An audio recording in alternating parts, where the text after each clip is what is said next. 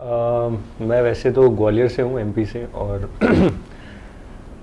मुहावरा बहुत बार ये सब सुन चुकी होगी, पर आपको मैं बता देता हूँ। ग्वालियर से भागा हुआ 16 साल की उम्र में, शॉर्ट में बताता हूँ। दिल्ली गया, दिल्ली में मैंने हमारे इंटरव्यू में और शॉर्ट Short होते जा रहे हैं, but we don't realize that these people we need to tell all over या, again. चलो डिटेल में थोड़ा डिटेल। ग्वालियर से भागा हुआ 16 साल, फिर I went to Delhi. Delhi में सारे काम किए, एसटीडी बूथ में काम किया, साइबर कैफ़े में काम किया, फिर डीवीडी डिस्ट्रीब्यूट करी। वहाँ से बॉम्बे आया, बॉम्बे में डीवीडी बांटी।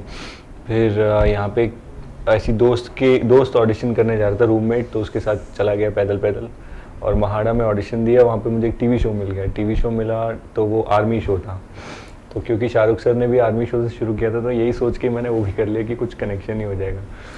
फिर वो किया, साउथ में पहली फिल्म मिली, वहाँ पे पहली फिल्म मिली, और उसके साथ फिर दूसरी, तीसरी, चौथी, करीब 8-9 फिल्में मैंने साउथ में करी हैं। और एक बैरी जॉन सर जिन्होंने शाहरुख खान को सिखाया, उनसे मैंने ट्रेनिंग भी करी थिएटर की जब मैं बॉम्बे में था।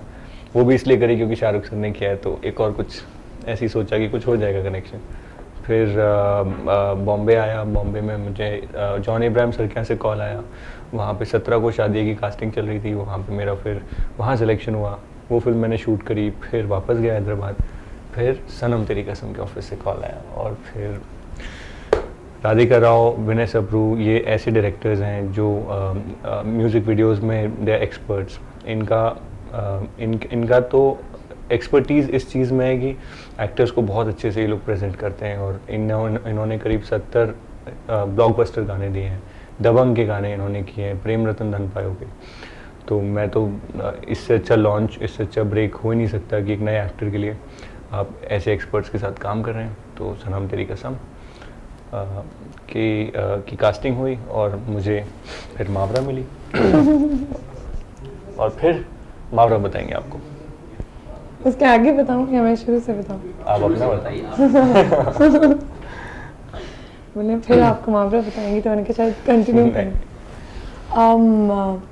मुझे कभी कभी लगता है कि हर्ष की स्टोरी के सामने मेरी स्टोरी कुछ ज़्यादा इंटरेस्टिंग नहीं है।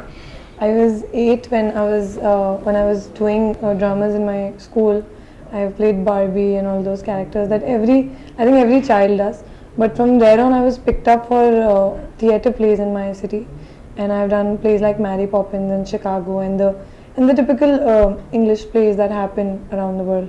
So I have taken part in them. From there on, I was chosen for VJing for a channel. From there, I was chosen for my first show that I did for TV. And उस TV show के बाद I kept doing TV shows for a while, and after the I think the second last one that I did, Aista Aista, that's the one Radhika ma'am watched, and I got a call from them telling me that I'm on board for Sanam Teri Kasam, and they just told me just the synopsis, and they just said that for us you're on board, we've seen your work, and now you just fly in so we can just start working together.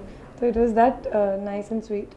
Or because when they called me, I also got very excited because it was a character that I think I'll not get for the next 10 years again, and itna meaty character and ऐसी girl oriented story where at least the girl actor, I'm sure Harsh also feels the same, but I felt that as an actor I was allowed to perform and explore all the sides of being a performer.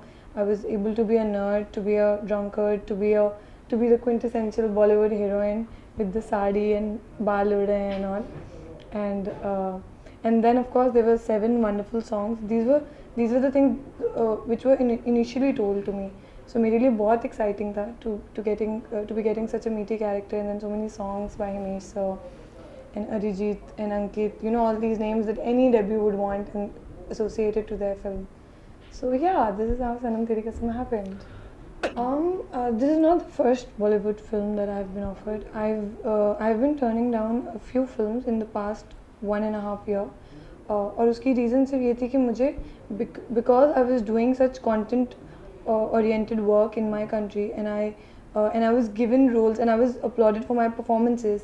तो मुझे कभी भी ये नहीं लगा था कि I can just go and be the eye candy next to a big hero and just look pretty and get away with it. मुझे हमेशा पता था if I'll do that, I probably will not be as appreciated as I am for my performances in the serials.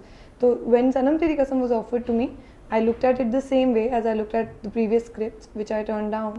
So obviously this script had everything that any actor would want to do in their debut. That's अभी मैं आपको यही बता रही थी कि I think किसी भी एक्टर को ये सबसे इम्पोर्टेंट ये होता है कि वो परफॉर्म कर पाए, वो लोगों को बता पाए कि उसके अंदर कितना पोटेंशियल है to some extent. And second बात ये होती है कि आपकी प्रेजेंटेशन अच्छी हो. And Radhika ma'am and Vinay sir are known for brilliant presentations. there are no second thoughts about that. they have looked they have made new girls look as great as they've shot Salman sir, and you know, like छोटे लोगों की start से लेकर बड़े बड़े नामों तक they have made everyone look very very nice. So presentation पे तो कोई second thoughts हो ही नहीं सकते. And फिर script of course इतनी अच्छी थी तो I don't think any second thoughts. Tribute देने के लिए बॉडी बनाना मतलब मैं इतने ऐसे घर से तो नहीं आता हूँ मैं कि मतलब इतना शौक हो मुझे किसी चीज़ का. It was plainly the requirement of the film, plainly the requirement of my directors. उनका एक विजन था, एक जैसे उन्होंने सरू के लिए मावरा को कास्ट किया और इसी तरीके से उनका इंदर जो मेरा कैरेक्टर का नाम है उसके लिए उनकी एक सोच थी और एक विजुअलाइजेशन था जिसको रियल लाइफ में लाने के लिए काफ़ी काम करना पड़ा उस पर. अगर आप मेरा पिछला काम कई लोगों ने अगर देखा होगा तो वो देखते होंगे कि इस फिल्म में I am looking very different.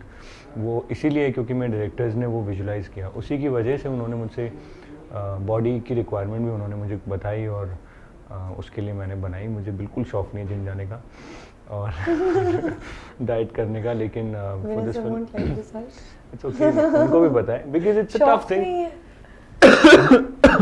It's a tough thing. अगर आप डाइट करते हैं तो बहुत मुश्किल होती है, थोड़ा थकान होती है दिमाग. But I think हर्ष बहुत religiously जिम भी जाता है और डाइट भी करता है. हाँ, if you're doing, if so you, I think अभी मैंने बहुत क्लोजली देखा हर्ष को ना, I couldn't tell कि हर्ष को शौक नहीं है. तो अगर हाँ, if you I give think me that's how religiously you've done it. अगर आप मुझे एक काम देंगे, एक टास्क देंगे और अगर मैं जिस बैकग्राउंड से आता हूँ और जिस तरीके से मैं निकल के यहाँ तक पहुँचने के लिए मैंने सब कुछ किया है और आगे भी करता रहूँगा, तो ये तो बहुत छोटी सी चीज़ है. अगर आप मुझसे कहेंगे सिक्स पैक बना लो तो मेरे लिए मेरे लिए ब्लाइंडर्स लग जाते हैं और मुझे सिर्फ वही दिखता है कि मुझे ये चीज़ करनी है. फिर अगर आप मुझसे कहेंगे परफॉर्मेंस हमें इस तरीके की चाहिए तो फिर ब्लाइंडर्स लग जाएंगे, मैं परफॉर्मेंस की तरफ ध्यान देने लगूँगा. तो उसी तरीके से ये मेरे लिए एक टास्क था और मुझे दिया गया था और it was absolute pleasure to do it, to reach this physical visual. It's a visual medium और आप यहाँ तक आपको अपनी फिजिक को एक लेवल पे लेके आना होता है जहाँ पे it looks good on the camera. सरू के कैरेक्टर की बहुत सारी लेयर्स हैं. मैं थोड़े से लफ्ज़ में सिर्फ थोड़ा सा ही बता पाऊँगी. She is a big dreamer. ये तो मुझे स्क्रिप्ट पढ़ते ही आइडिया हुआ था. Big dreamer at heart, very compassionate girl. सबसे प्यार करती है और यू नो सबका भला चाहती है and all. But I think सबसे जो प्यारी बात है वो ये कि she is very family oriented, so much so that she will put her family before her dreams. तो I think that's something I also felt is, you know, when you see compassion in a character, that's a quality that I see in every human being as the first thing कि कोई compassionate है या नहीं. तो मेरे film के character में अगर मुझे ऐसे लगेगा कि वो कैरेक्टर compassion से ही बनाया गया है तो ऑब्वियसली मेरे लिए बहुत एक्साइटिंग था. और उसके अलावा लेयर्स उस तरह तो हैं ही, बट विजुअल में भी बहुत लेयर्स हैं कि पहले आप एक नर्ड लुक है, फिर बॉलीवुड लुक है. I keep calling it the Bollywood look because उसके अलावा मुझे उसकी कोई डिस्क्रिप्शन समझ में नहीं आती है. सो आई थिंक या इट वाज फन प्लेइंग सरू and very intense. Sorry, very intense playing सरू. इंदर जैसा आप देख सकते हैं कि एक इतनी सुंदर लड़की के ऑपोजिट एक उतना ही रफ कुछ रखना पड़ेगा to make the frame equal. क्योंकि तो उन्होंने मुझे पूरी तरीके से रफ जितना कर सकते थे उतना किया है बाय द फिजिकलिटी और the rawness of the character. और जैसा हम लोग नॉवेल्स में पढ़ते आए, मैं तो नहीं पढ़ता हूँ लेकिन जो मैं सुनता आया हूँ, लोग जो बात करते हैं, जो एक कोमल सी प्यारी सी एक लड़की और उसके ऑपोजिट एक रॉ इंट्रोवर्ट सा साइलेंटली रोमांटिक सा लड़का, तो वैसा लड़का इंदर. एंड जैसा मैं हमेशा बोलता हूँ कि मैं डायरेक्टर्स का जो विजुअलाइजेशन था उसकी वजह से मुझे बहुत इजी हुआ वो प्ले करने. But I would also like to add कि मैंने अपने डैड की बहुत कॉपी करी है इसमें। और मुझे मेरे लिए हमेशा वो बहुत बड़े एक हीरो थे, हालांकि वो फिल्मी बिल्कुल नहीं थे। उन्होंने कोई फिल्मी काम ज़िंदगी में कभी नहीं किया, just the way use to stand, जैसे वो बैठते थे, जैसे आप जैसे खड़े, तो आपका एक स्टाइल है खड़े होने का, वो जैसे खड़े होते थे उनका एक स्टाइल होता था, दोनों हाथ ऐसे रख के, कुछ तो अजीब सा वो उनके हाथ ऐसे रहते थे फॉर्म। तो वो चीज़ मैं हमेशा अनकॉन्शियसली मैं शायद नोटिस करता था, और कई जगह इंदर में मुझे लगता था कि डैड क्या करते हैं। तो मैंने अपने डायरेक्टर्स को भी कहा कि मैं I would like to imbibe a few things, तो उन्होंने वो काफ़ी खुश हुए। एंड आई होप डैड थोड़े से झलके हैं इस कैरेक्टर में। इट्स ऑन द प्रेमाइस, जो एक लव स्टोरी होती है उसके खूबसूरत पार्ट्स तो हम लोग देखते ही हैं, और आप लोग ट्रेलर में भी देख रहे हैं, गानों में भी देख रहे हैं, लेकिन एक जो रियल लव स्टोरी होती है उसमें एक पेनफुल पार्ट भी होता है, और which is the more real part. उस पेनफुल पार्ट को कितनी खूबसूरती से दिखा सकते हैं, now that is the skill and which my directors are experts in, as she said, they masters in this. तो जो एक रियलिस्टिक एक लव स्टोरी होती है, और रियलिज्म में जो एक पेन होता है, जो एक प्रॉब्लम होती है, जो एक ऑब्स्टिकल होता है लाइफ का, वो उसे कर्स, एक बद्दुआ, जैसे तेरा जाना जैसे कोई बद्दुआ जो फिल्म में जो लाइन है गाने में, तो वो जो बद्दुआ है वो क्या है, और वो फिल्म में किस तरह से आती है, और किस तरह से हम दोनों उससे जूझते हैं। That's why you see the tagline love story seal with a curse. Actually अगर आप जो टाइटल ट्रैक है हमारा सनम तेरी कसम, वो बिल्कुल एप्ट इंटरप्रिटेशन है ऑफ द स्टोरी, जो हर्ष ने भी बोला कि तेरा जाना जैसे कोई बद्दुआ, so that's the love story sealed with the curse. और मुझे ऐसा लगता है कि राधिका मैम और विनय सर जो हैं, हम अक्सर डिज्नी की स्टोरीज देखते हैं, और हम उसमें एक स्टोरी देखते हैं बड़ी प्यारी सी, और उसके बाद वो एक पॉइंट पे जाके एंड हो जाती है जहाँ आता है कि they lived happily ever after. होता क्या है कि वो दिखाते नहीं है। So I think Radhika ma'am and Vinay sir, they are a blend of Disney and real life, that's what they create, that's what I feel that they create. So जितनी Disney moments हैं इस पिक्चर में, जिस तरह मुझे बहुत अच्छा लगा भालू गर्ल बन के, और मुझे बहुत अच्छा लगा खींच मेरी फ़ोटो करके, और यू नो जितने भी प्यारे प्यार से भरे हुए मोमेंट्स हैं, और मैं तो उन्हें डिज्नी मोमेंट्स ही कहती हूँ अपने लिए, तो वो हैं।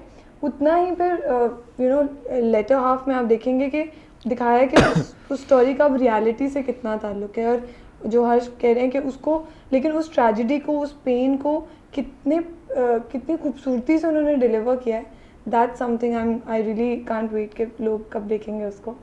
सो yeah it is a love story sealed with a curse, but so beautifully shot. दिल का जब भी मामला होता है मुझे लगता है कि दर्द वहाँ पे होता ही है, और दर्द थोड़ा सा ट्रैजिक हो जाता है कभी कभी। दर्द इज रियल, दर्द नहीं दिखाएंगे तो आई डोंट थिंक कोई भी हम में से ऐसा जो मुझे देख रहे हैं या आप सब लोग कि बोलें कि नहीं हमने तो कभी दर्द नहीं एक्सपीरियंस किया, हम तो बिल्कुल डिज्नी लाइफ।